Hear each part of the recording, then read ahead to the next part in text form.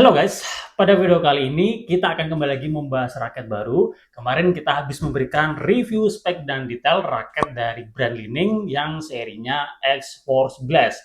Nah, untuk review pemakaiannya ditunggu saja ya, harap bersabar. Dan kali ini kita akan kembali lagi nge-review raket dari brand besar, yaitu dari brand Victor yang serinya Tracer Ryuga CLS. Ini juga salah satu raket keluaran terbarunya Victor ya.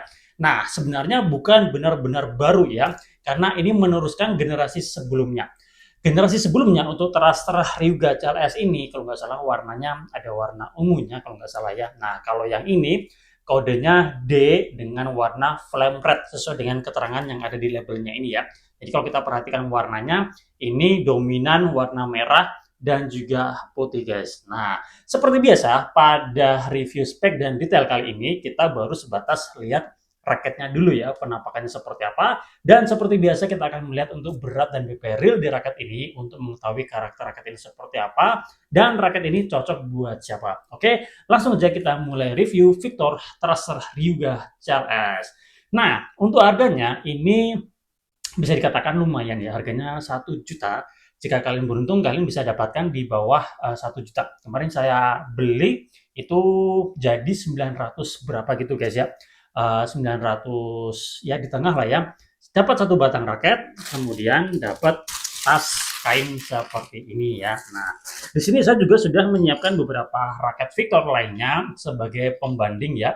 Dan untuk Tracer Ryuga CLS ini sudah menggunakan FreeCore ya. Di sini juga ada beberapa raket lain yang menggunakan FreeCore sebagai perbandingan aja ya. Nanti kita akan coba bandingkan dengan raket-raket itu ya guys ya.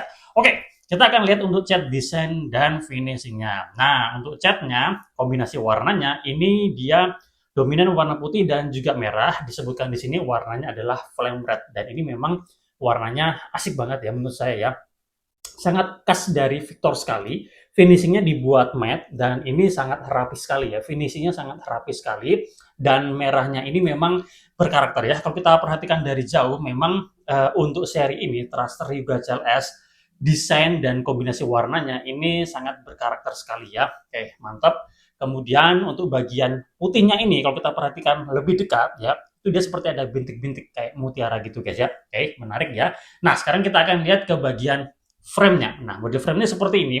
Ini standar, nggak compact dengan jumlah grommet 76.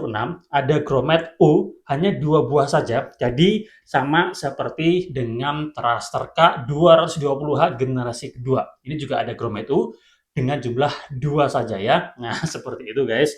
Oke, kemudian nah, untuk frame shape-nya, ini dia aerobox ya, dengan ada beberapa kombinasi. Dan yang jelas untuk raket ini sudah dibekali dengan teknologi powerbox. Jadi untuk powerbox ini kita juga bisa temukan di beberapa raket lain seperti Tracer HMR Pro ini menggunakan powerbox ya. Oke, kemudian ada juga di sini Tracer K Boom ya. Dan ya seri-seri Tracer memang salah satu karakter teknologinya itu ya power box ya. Nah, jadi kita perhatikan memang ada bagian yang memang kelihatan box ya di sekitar joinnya ini ya. Boxnya lumayan kuat, kemudian ke atas ini ya dia aerobox gitu. Dan yang menariknya di bagian atas ya, bagian head ya, arah jarum jam 12, kalau kita perhatikan, ini ada bagian yang dia lebih meruncing ya. Jadi tidak benar-benar box ya, terutama di bagian atas tidak benar-benar box. Kalau saya bandingkan dengan di sini ada HMR Pro ya. Nah, HMR Pro ini dia bagian atasnya boxnya kelihatan ya, boxnya kelihatan tegas. Kemudian di sini ada thruster kabum ini juga sama, lumayan tegas juga. Kemudian di sini ada thruster K 220 generasi kedua ini juga lumayan tegas ya. Nah, tapi kalau di sini ya di thruster Ryuga CLS kalau saya perhatikan bagian headnya ini itu dia kayak lancip gitu ya, tapi tidak benar-benar lancip ya. Jadi tentu aja ini untuk membantu memberikan ya aerodinamika ya. Oke, kemudian kalau kita perhatikan cekungan luar frame-nya di sini, oke, berarti pas di tengah. Kemudian keterangannya kita bisa lihat di bagian frame-nya hanya ada keterangan power box itu aja ya. Kalau kita balik ini juga sama ya. Nah, untuk lebar poros frame-nya ini udah saya ukur dengan jangka sorong ada di angka 10 sekian ya, 10 sekian milimeter. Tujuannya seperti ini, ada logo dari Victor, kemudian kita ke bagian shaftnya. Nah, untuk stiffness-nya ini yang saya rasakan. Nah, biasanya kalau ada free core itu raketnya bisa cenderung kerasa flex. Tapi yang ini yang saya rasakan ini raketnya malah cenderung kaku guys ya. Nah, cenderung kaku. Ini kalau saya coba seperti ini ya, saya beri tekanan seperti ini. Oke. Ya masih bisa ngeflex tapi butuh tekanan yang lebih ya. Kalau saya bandingkan, ini sebagai gambaran aja ya, ya dengan ini guys ya, AMR Pro yang juga raket keluaran terbarunya Victor. Ini lebih ngeflex ya, lebih ngeflex. Oke. Kemudian di sini ada Thruster K220 generasi kedua. Oke, kalau saya bandingkan dengan Thruster Yuga CLS, oke, ini ya ada mirip-mirip, oke. Tapi kayak sedikit masih lebih kaku Thruster Yuga CLS-nya ya. Oke, kemudian di sini ada Thruster Kabum yang kalau dibandingkan dengan HMR Pro ini lebih kaku ya. Nah, kalau kita coba rasakan, ini sepertinya mirip ya. Oke, ada kemiripan dengan thruster kabum. Jadi kurang lebih seperti itu gambaran di stiffness di raket thruster Hyuga CLS ini ya. Nah, untuk diameter shaftnya di sini sebenarnya sudah ada keterangan 6,8, tapi saya coba ukur sendiri di bagian bawah ini ada di angka 6, berapa? Kalau dibulatkan ya 7. Di tengah ini 7,1, kemudian semakin naik dia semakin tinggi guys ya. Jadi tidak benar-benar 6,8 ya. Sudah saya ukur di beberapa kesempatan ya. Oke, di bagian shaftnya kita bisa lihat di sini ada nama serinya, Thruster Hyuga CLS. Kemudian kita bisa lihat di sini ada teknologi yang digunakan di raket ini ya, Nanotech ya. Kemudian made in-nya made in China. Hanya itu aja. Kemudian di bagian bawah ini ada kode dari raketnya ya. Oke, untuk desainnya ini kombinasi warnanya nggak banyak ya, termasuk ada sedikit warna hijau, tapi yang jelas ini desainnya sangat khas dari Victor banget ya. Oke. Dan nggak ada keterangan lainnya di bagian shaftnya ya. Kita lanjut ke bagian konnya. Nah, konnya seperti ini, jadi dia menggunakan yang namanya teknologi FreeCore ya. Oke, ya modelnya tidak seperti EBCAP Plus punyanya Yonex atau seperti punyanya Li-Ning yang dia itu ada lekuannya. Kalau ini dia nggak ada ya. Jadi dari shaft kemudian ke konnya dan gagangnya ini itu dia menggunakan free core ya. Oke, kemudian kita bisa lihat di bagian konnya ini di sini ada nama brandnya. Ini memang agak samar-samar ya. Kemudian ada hologramnya, ada nama brandnya lagi dan ada spesifikasi raketnya. Nah, untuk raket ini bobotnya 4U ya. Saya pilih yang 4U dan grip size-nya di sini G5 dan tensionnya bisa sampai 30 lbs. Nah, untuk grip size-nya G5 sudah saya ukur lingkar gripnya itu ada di angka 8,3. Jadi sama seperti ini guys, Li-Ning X-Force Blast yang kemarin sudah kita cek untuk grip size-nya juga sama di angka 8,3 cm ya. Nah, di bagian handle gripnya ini ada label keterangannya, nama serinya TK Ryuga CLS D ya. Ini untuk generasi yang sekarang warnanya ini tuh dia D dengan warna flame red.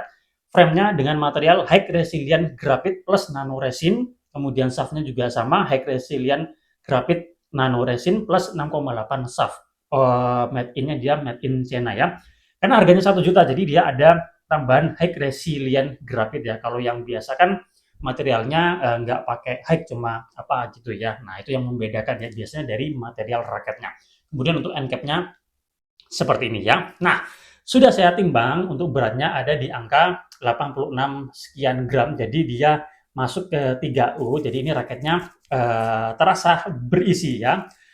Kalau dalam kondisi seperti ini beratnya menurut saya pas ya. Nah, untuk BP-nya ini ada di angka 301 ya. Jadi raketnya head heavy. Otomatis raket ini itu memiliki generator power yang besar. Jadi sesuai dengan tipe raketnya ya, tipe power ya. Dan kalau melihat kombinasinya berat dan BP-nya, tentu raket ini enak untuk bermain power ya. Teman-teman yang suka bermain power, smash mestinya masuk ya.